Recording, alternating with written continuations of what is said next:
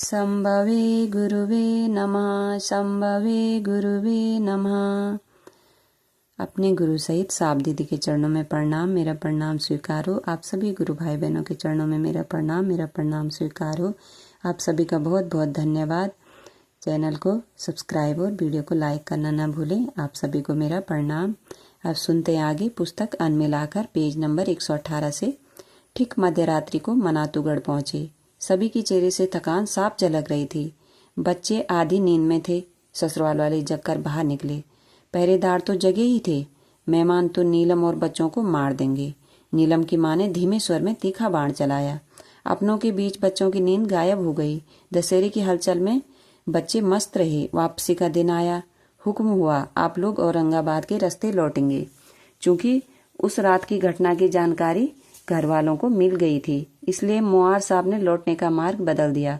दादा, उसी रास्ते भगवती को मैं कहकर आया हूँ कि सही सलामत लौटेंगे तो आपको 5 रुपए की मिठाई खिलाएंगे। औरंगाबाद होकर ना तो प्रतापपुर मिलेगा, ना ही चतरा का वो मंदिर। पता नहीं फिर कब उधर से आना होगा। हरिंद्रानंद के ससुर को सभी दादा कहकर पुकारते थे। ससुर जी पुराने जमींदार ठहरे, किसी की बात मानने की आदत नहीं, लेकिन दामाद का मामला था। अस्वीकृति का भाव लिए बस इतना कहा, 5 रुपए की मिठाई। दादा, मेरी औकात ही यही है। आदमी अपनी सीमाओं में ही अपने प्रिय एवं आराध्य को प्रसन्न रखने का प्रयास करता है। कोई उत्तर नहीं मिला। फिर बोले, तब सुबह निकलिए। साथ में चतरा तक एक गाड़ी और जाएगी। व्यवस्था थी ही। सुबह नाश्ते के बाद प्रस्थान हुआ। लगभग 3 घंटे बाद भगवती का वही मंदिर आया। साथ आए दूसरी गाड़ी के लोग जंगल के रास्ते से परिचित थे। उन लोगों ने वह रास्ता ही छोड़ दिया था। यह रास्ता कुछ ठीक था, हालांकि संपूर्ण मार्ग घने वनों से आच्छादित था। प्रतापपुर बाजार में ही 5 रुपए का पेड़ा खरीद लिया गया था। मंदिर के दरवाजे की जंजीर खोली गई। आसपास कोई नहीं था। नीलम ने पत्ते के दोने का प्रसाद भगवती की पिंडी पर चढ़ाया। एक आध टुकड़े वहां रखे। भगवती तो शरीर में उपलब्ध है नहीं, लेकिन बाकी खड़े लोग चढ़े प्रसाद को ललचाई दृष्टि से देख रहे थे। लोगों ने प्रसाद ग्रहण किया। एक गाड़ी जिसे दादा ने साथ किया था वो लौट गई। जीप मध्यपुरा वापस लौट चली। सन 1984 का नवंबर महीना।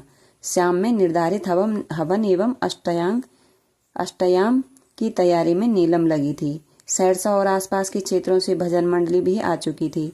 संजय और जगन्नाथ सहित कई स्थानीय गुरु भाई आगंतुकों के स्वागत एवं व्यवस्था की देखरेख में लगे थे, तो कुछ प्रसाद लाने और बनवाने में।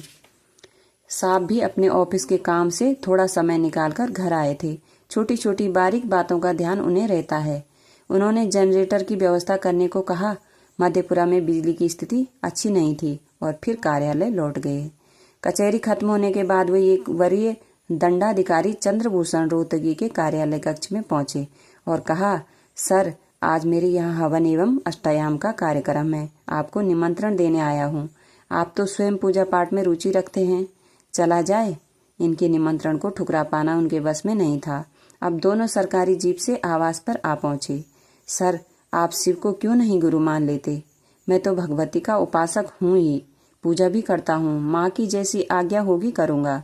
सर, भगवती के सर्वस्व तो महादेवी हैं और गुरु का कार्य भी करते हैं। दुर्गा सप्तशती के प्रारंभ में ही लिखा है, शंभु भार्य अर्थात शिव की पत्नी। वैसे क्या बताऊं, कल ही मैं अपने ज्योतिष पंडित रामेश्वर मिश्र के यहाँ गया था। उन्होंने भविष्यवाणी की है कि मुझे अध्यात्म की निधि मिलने वाली है। यह कहकर चंद्रभूषण रोहतगी बात टाल गए। सारी तैयारी हो चुकी थी। नीलम ने कहा, अष्टयाम शुरू करवाया जाए, नहीं तो देर हो जाएगी।